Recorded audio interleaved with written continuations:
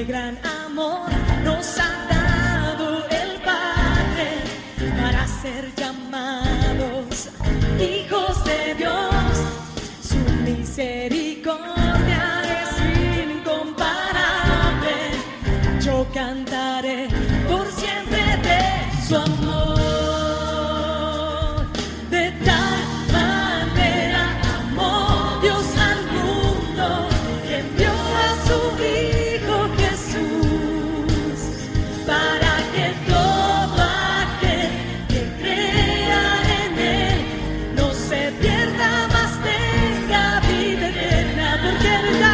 Porque de tal manera amó Dios al mundo que envió a su Hijo Jesús, para que todo aquel que crea en Él no se pierda, mas tenga vida eterna.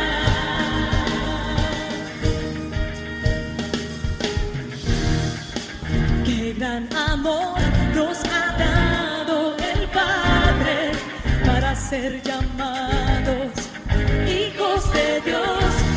Su misericordia es incomparable. Yo cantaré por siempre de su amor.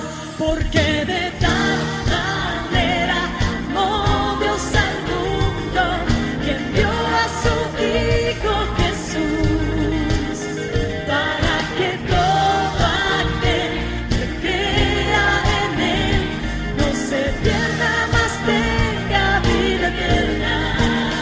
Porque de tal manera amó Dios al mundo que envió a su Hijo Jesús, para que todo aquel que crea en Él no se pierda, mas tenga vida eterna. Dios el Padre envió a su Hijo Jesús a este mundo para salvarnos, porque todos somos pecadores y merecemos el justo castigo de Dios.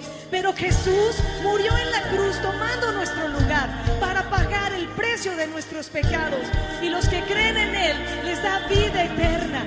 Él ha muerto, pero resucitó al tercer día, y todos los que creen en el sacrificio que Él hizo en la cruz pueden tener perdón de sus pecados. Porque de tal manera amó Dios al mundo que envió a su Hijo Jesús, para que todo aquel que cree